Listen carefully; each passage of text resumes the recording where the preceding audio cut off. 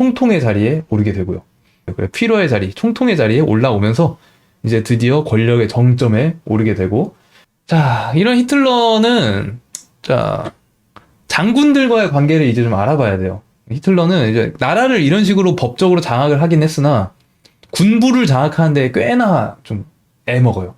그러니까 군인들은 히틀러가 임명하는 게 아니잖아. 자기들끼리 임명하고 뭐 이러니까 그 관계를 정립하기가 쉽지 않았어요. 항상 군부 통제에 어려움을 겪어왔는데 그 어려움을 겪었다는 거를 좀 보여주는 영화 장면을 하나 가져왔는데, 그러니까 우리는 그냥 단순하게만 보면은 히틀러가 명령하면 장군들은 절대 충성했겠지 하지만 장군들도 거기에 나름대로 반항을 많이 했다는 거를 대사들을 통해서 좀 알 수 있어요.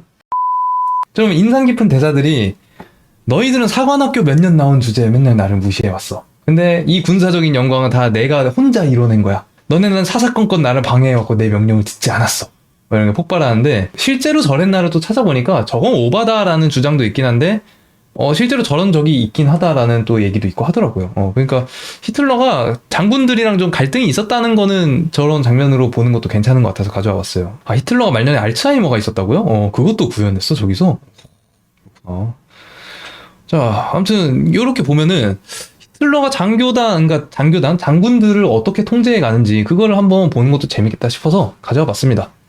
일단 히틀러와 장군들 사이에는 몇 가지 플러스 요인과 마이너스 요인이 있는데요. 서로를 좋아할 만한 요인과 서로를 싫어할 만한 요인을 먼저 꼽아볼게요. 서로 안 좋아할 만한 요인부터 먼저 꼽아보자고. 장군들이랑 히틀러가 서로를 싫어할 만한 요인은, 일단 첫 번째는 히틀러가 장군들을 좀 싫어해요. 왜냐면은 장군들은 대체로 1차 세계대전을 작전 본부에서 보냈던 사람들이에요. 이미 높은 장군들이니까. 근데 히틀러 본인은 가장 위험한 곳에서 가장 위험한 임무를 하면서 보냈잖아. 그러니까 니들은 거기 편안하게 앉아갖고 작전이나 짜면 되는 것들인데 니들이 잘못해갖고 전쟁 졌잖아. 나는 그 지옥 같은 곳에서 살아나왔어. 그 다음에 장군들도 히틀러를 무시해요. 당연히. 왜냐면은 저거 1차 세계대전 상벽밖에 안 되는 게 제가 군사적으로 아는 게 뭐가 있어. 뭐 이렇게 군사적인 재능이 없다. 이런 식으로 대놓고 무시하고요. 그거를 아주 함축적으로 보여주는 그런 유명한 말이 있는데, 그가 아는 전쟁은 1차 세계대전이 전부라고 라는 말이 있습니다. 그러니까 우리는 세계에 많은 역사적으로 있었던 전쟁들을 공부하고 그걸 위해서 훈련받아온 사람들인데, 근데 쟤는 할 줄 아는 게 1차 세계대전밖에 없다. 이렇게 알고 있죠. 자, 그 다음에 또 하나는 장군들이란 사람들은 어쨌든 사회 엘리트 계층이에요. 그러다 보니까 좀 보수적이고 완곡한 사람들이 많아. 그런데 히틀러와 그들의 나치당, 얘네들 되게 극단적이잖아. 그리고 아까 전에 말한 그 SA 돌격대, 이래서 막 행패 부리고 다니잖아. 그러니까 이 사회 엘리트층으로서 불편한 거야. 저런 무식한 놈들. 이런 식으로 좀 극혐하는 장군들이 좀 많이. 자, 아까 포크와 나이프 이야기도 나왔는데, 실제로 회식 때마다 상류층 예절을 몰라서 비웃음 당했다고 하네요. 유럽의 식사 예절 복잡하니까. 그치, 어떤 포크 언제 써야 되고 이런 거 모르니까 무시당하고 비웃음 샀겠네. 이런 안 좋은 악화 요인, 갈등 요인들이 있는데, 그럼에도 불구하고 또 좋은 요인들이 없진 않아요. 좋은 요인이 뭐가 있냐면은, 그래도 1차 세계대전 참전 용사야. 우리 용사였고 우리 같은 편이고 심지어 훈장도 받았어. 장군들이라고 다 철십자 훈장 받은 것도 아닌데 쟤는 심지어 철십자 훈장 1급까지 받았어. 그러니까 그건 좀 존경할 만해. 그 다음에 히틀러의 개인적인 매력, 아까 전에 말했던 연설력. 앞으로 소개할 몇몇 장군들 중에도 나치당은 싫어하는데 히틀러의 연설력 때문에 감동해서 히틀러 명령만은 듣는 그런 장군들도 나옵니다. 그 다음에 결정적으로는 또 뭐가 있냐면, 히틀러가 앞으로 이제 권력의 정점에 올라서 취하는 정책들이 다 뭐 모두가 알다시피 이제 전쟁으로 가잖아요. 베르사유 조약에서 독일 팔다리 다 자르고 군대 다시는 못 가지게 하는 그런 거 했는데, 근데 그거 말 안 듣고 계속해서 군대 키우고 또 전쟁 준비하고 그리고 또 주변 나라를 공격하려고 하는 그 과정에서 가장 이득 본 게 누구냐? 장군들이에요. 장군 자리 많아지고 진급하고 그래서 군에 대한 혜택이 많아지고 군대에 그럼 더더욱 엘리트들이 많이 들어오고 하면서 히틀러 정책으로 가장 이득 본 사람들이 본인들이야. 이건 결정적으로 이제 히틀러와 관계를 좋게 하는 그런 요인이 된다고 합니다. 이런 배경 속에서 그럼에도 불구하고 히틀러를 자꾸 막아서려고 했던 것도 군인들이에요. 특히나 군사적인 부분에 있어서 이 군인들은 전쟁을 알잖아. 그러니까 지금 전쟁을 해도 되는지 하면 안 되는지를 아는데 지금 하면 안 될 것 같아. 근데 제가 자꾸 전쟁을 하려고 그래. 그럼 장군들끼리 모여서 야 이거 가만히 두고 보고만 있을 거야? 쟤 죽여야 되는 거 아니야? 막 이런 얘기 하기도 하고, 아니면은 네네 할게요 하면서 막 안 하고 태업한다 그러죠. 그런 식으로 자꾸 히틀러를 방해합니다. 그래서 히틀러는 군부를 한번 대놓고 숙청한 사건이 있는데 그 숙청 사건을 보여주기 위해서 이 화면을 먼저 시작을 했어요. 아버지 때문인지 귀족들을 싫어해서 장군들을 싫어하기도 했다. 그쵸? 장군들 이름에 보면은 폰 들어간 게 많아. 어쩌고 폰 어쩌고 어쩌고 폰 어쩌고 이게 다 귀족 이름이야. 나는 귀족이다라는 거 보여주는 이름들이기 때문에 그러니까 이제 귀족들 싫어하면 이런 애들 좋아할 수가 없겠죠. 블룸베르크 원수 뭐 이 사람에서부터 시작을 할게요. 이 블룸베르크 원수는 1차 세계대전에서 활약했던 보병 장군이고요. 그리고 나치 사상에 좀 일찍이 빠져들었어요. 좀 약간 뭐라 그럴까 그 주식 같은 것도 보면 떡상 하기 전에 미리 사는 사람도 있잖아요. 그런 느낌이야. 좀 일찍 가입했어. 알아봤어. 여기 떡상할 거를.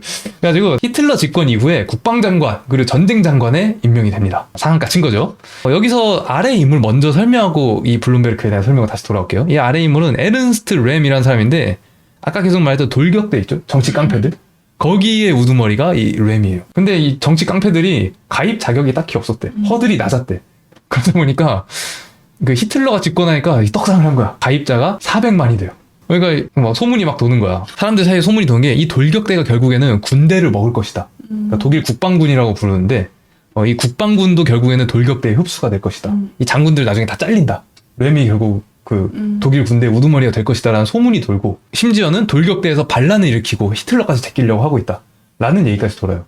그러니까 히틀러가 돌격대를 통제하는 것도 사실 좀 힘들었대.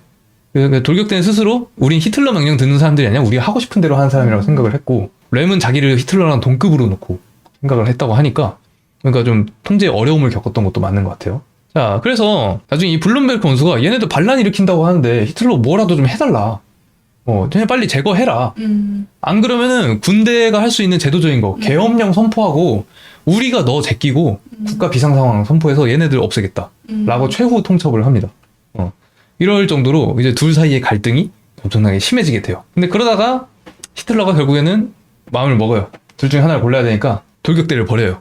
그래서 돌격대를 장검의 밤이라는 사건을 일으켜서 하루 밤 사이에 돌격대 관련된 사람 그리고 자기의 정치적인 적들을 싹 다 죽여요. 그래서 램도 그때 죽고. 그래서 이게 좀 해결이 됐죠. 그러니까 이 블룸베르크가 만족스러워. 그래서 자기 휘하 자기 친한 군인들을 이끌고 히틀러를 찾아가서 충성 서약을 합니다. 난 당신에게 이제 평생 충성을 하겠다. 이렇게 되고요. 그 다음에는 이제 히틀러한테 아첨하는 삶을 사는 거야. 그 히틀러는 또 거기에 대한 대가로 독일 국방군 최초로 원수 계급을 달아줘요. 그래서 여기 계급장 보면은 여기서부터 여기가 장군들인데 제일 낮은 게 소장 그리고 제일 높은 게 원수예요. 그래서 최초로 이렇게 제일 높은 거 원수까지 달아주고 이렇게 됩니다. 자, 이러면서 잘 나가나 했는데 근데 이제 히틀러가 진짜로 전쟁을 시작하려고 하니까 그러니까 뭐 여러분들 다 아는 안슐루스랑 주데텐난트 그러니까 오스트리아 땅을 먹으려고 그러고 체코 땅을 먹으려고 그래요. 그러면서 이제 이런 블룸베르크 같은 높은 사람들만 비밀리에 불러서 회의를 하는데 야 내가 앞으로 이렇게 하고 싶은데 넌 어떻게 생각해 하니까 이건 좀 아닌 것 같은 거야. 그래도 얘는 군인이잖아요. 그러니까 이거 지금 전쟁하면 안 된다. 우리 준비 안 됐다. 그러면서 안 된다고 합니다. 그럼 언제쯤 준비되는데 하니까 1942년까지는 안 됩니다. 한참 남은 거야. 아직 한참 남았어요. 그러니까 히틀러가 눈밖에 나요. 찍혀. 그래서 이제 어떻게 되느냐. 그 이후에 이 블룸베르크가 재혼을 하려고 그래요. 결혼 상대는 이제 자기가 59살인데 26살 여성. 타자수였다는 얘기가 있어요. 타자기 치는 사람. 아무튼 그 26살 여성이랑 재혼을 하려고 그러는데 갑자기 그 여성의 약간 19금이요. 그 포르노 사진이 갑자기 그 어디서 발굴된 거야. 그래서 얘가 매춘부였다는 소문이 돌기 시작을 해요. 그러니까 그 사람들로서는 위대한 독일 민족의 군대를 이끄는 독일의 유일한 원수 계급의 와이프가 매춘부다? 그러면 안 된다는 거야. 그래서 사람들이 이혼을 요구합니다. 그러니까 히틀러도 결혼하지 마라. 이혼해라. 이렇게 얘기를 합니다. 근데 좀 로맨티스트는 거부해요. 그럴 수 없다. 하니까 그 이후로 사퇴를 하고 그 이탈리아 카프리 섬으로 가서 여생을 즐깁니다. 지금 생각해보면은 투자의 귀재다. 어떻게 나치가 떡상할 거를 미리 알고 풀매수한 다음에 가장 고점에서 팔고 떠났다. 전쟁 끝나고도 잘 살아남습니다. 그리고 전쟁 끝나고 재판할 때 증인으로 나서고 아주 쏠쏠한 증언을 다 해줘요. 이 사람이. 왜냐면 자기는 전쟁이 시작되기 전에 나갔잖아. 전쟁 범죄를 저지른 일이 없어요. 그리고서 이제 와이프랑 그럼 어떻게 됐냐. 근데 그 과정에서 뭐 속였니 뭐 어쩌니 했으니까 좀 관계는 좀 파탄까지 갔겠죠. 그랬는데 나중에 이혼할까 고민하다가 그래도 내가 국방군 원수 자리를 포기해가면서까지 얻은 아내다. 절대로 이혼할 수 없다. 라고 마음을 먹고 그래도 결혼 관계는 잘 유지했다고 합니다. 자, 아무튼 이렇게 해서 블룸베르크 나가 떨어졌어요. 아무튼 이 사람 2차 세계대전으로 독일에서 가장 이득 본 사람이 아닐까 싶어요. 그 다음에 블룸베르크가 숙청될 때 같이 숙청됐던 사람이 여기 있는 이 프리츠라는 사람입니다. 이 사람은 독일군 총사령관이어서 이 국방장관 아랫사람이죠. 어떤 이유로 숙청이 됐냐면 갑자기 나 이 사람이랑 성관계를 맺었습니다라고 주장하는 남성이 등장해요. 남성이 등장해요. 그래갖고 동성애자냐 해명하라 라고 얘기하는데 나 아닌데 하는데 야 여기 증인이 있는데 무슨 소리야 하면서 재판을 가가지고 숙청당합니다. 근데 나중에 알고 보니까 얘의 적들이 꾸며낸 얘기였어. 다 뻥이었어. 그래갖고 명예가 회복이 되는데 이미 사람들의 소문은 다 동성애자로 소문이 나 있죠. 근데 얘는 어떻게 했느냐? 그럼 얘도 익절하고 빠졌으니까 이득 아닙니까 하는데 사람이 이래서 투자를 잘해야 돼. 자기가 익절하고 팔았으면 어떻게 해야 돼? 잊어야 되잖아. 근데 꼭 개미들의 특징 다시 사요. 다시 입대합니다. 거봐 나 아니라니까 하면서 다시 입대해요. 다시 들어가. 그럼 어떻게 됐느냐? 1939년 9월에 이제 2차 세계대전이 시작되는 게 독일이 폴란드를 공격하면서 전쟁이 시작되는데 그 폴란드 쳐들어갔을 때 폴란드군 총알에 맞아가지고 2차 세계대전에서 가장 첫 번째로 사망한 장군이 됩니다. 그러니까 사람이 일기 빠빠로 잘해야 돼. 이게 투자 함부로 하면 안 됩니다. 선택이 얼마나 중요한지를 보여주는 개미 프리츠. 그래서 지금까지 설명드린 이 사건을 블룸베르크 프리츠 사건이라고 부르더라고요. 이 과정이 히틀러가 군대를 장악하기 위해서 얼마나 애를 먹었는가를 보여주는 사건이라서 한번 가져와 봤어요. 이 사건 이후에 어떻게 되느냐? 그 다음에 등장하는 거는 카이텔이라는 사람이 등장을 합니다. 이때부터 조직이 좀 바뀌어요. 이때부터는 국방군 총사령부라는 조직이 생깁니다. 이걸 영어로 OKW라고 불러요. OKW라고 부르고, 그리고 그 국방군 총사령부 아래에 이제 국방부니까 육군, 해군, 공군 막 이렇게 쫙 있겠죠. 그래서 복잡한 조직도가 나옵니다.